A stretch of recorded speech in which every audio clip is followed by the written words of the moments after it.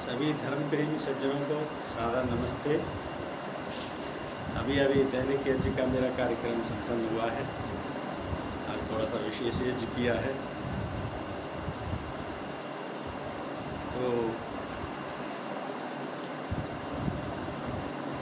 जैसा कि हम भगवद गीता पर चर्चा कर रहे हैं, आज उसी क्रम को आगे बढ़ाते हुए आज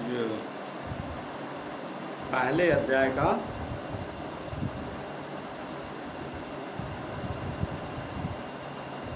13वां श्लोक लेने जा रहे हैं और क्रमबद्धता हुई तो उससे आगे भी शुरू करेंगे। ततः शंखास्य भैर्यस्य पणवानक गोमुखाः सहसैवाभ्यहन्यन्त सशब्दस्तु मूलोऽभवत्। इसके पश्चात शंख और नगाड़े तथा ढोल, मृदंग और नरसिंगे आदि बाजे एक साथ ही बज उठे। उनका वह शब्द बड़ा भयंकर हुआ। जैसा कि कल हमने चर्चा की थी कि दोनों सेनाओं के बारे में दुर्योधन द्रोणाचार्य को विस्तार से बता रहा था कि हमारी सेना में भीष्म पितामह, आप और ये अन्य महारथी हैं, और पांडवों की सेना में भीष्म और अन्य सेना। तो उसी प्रकार से जब ये आचार्य को बात बता रहा था तो भीष्म पिता ने उसको प्रसन्न करने के लिए शंखनाद प्रारंभ किया।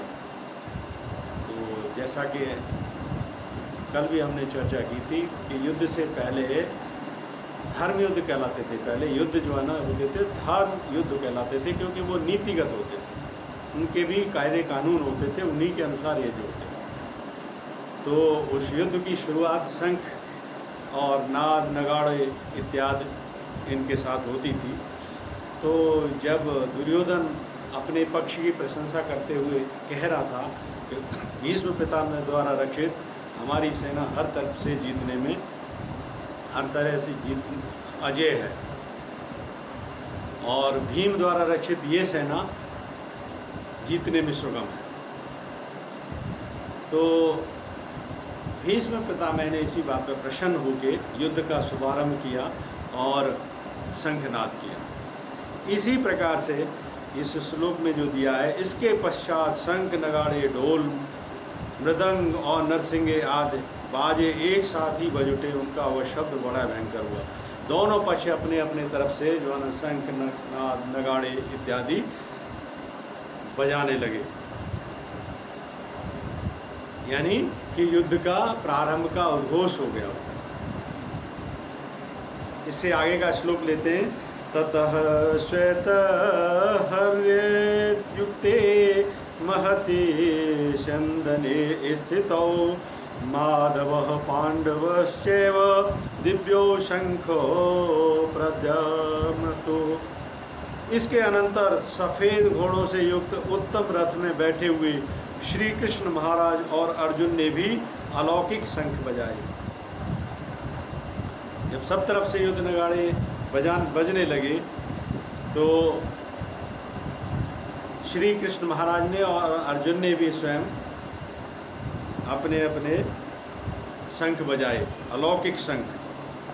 अलौकिक कहते हैं शंख उसको जिसकी ध्वनि खास ध्वनि तरंगें जिससे निकलती हो, अलौकिक दिव्यता जिसके अंदर होती हो। वो ध्वनि एक तरीके से वो ध्वनि होती है जो ब्रह्मांड में जो ध्वनि होती है, उस तरह की ध्वनि, अलौकिक ध्वनि उसी को कहते हैं।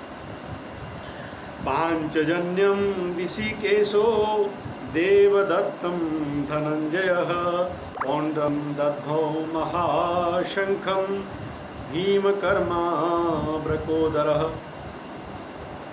श्री कृष्ण महाराज ने पांचजन्य नामक, अर्जुन ने देवदत्त नामक और भयानक कर्म वाले भीमसेन ने पौंड्रा नामक महाशंख बजाए। अब ये देखिए, जैसा कि इससे पहले श्लोक में कहा है अलौकिक शंख बजाए, लेकिन इस श्लोक में उन शंखों का नाम जो विशेषता होती है, जो किसी पदार्थ की गुणवत्ता होती है, उसके अनुसार नाम रखा जाता है। तो इसमें जो श्री कृष्ण महाराज ने जो शंख बजाया था उसका नाम था पांचजन्य नामक, पांचजन्य उस शंख का नाम था। अर्जुन ने जो शंख बजाया था उसका नाम था देवदत्त, और भीमसेन ने पौंड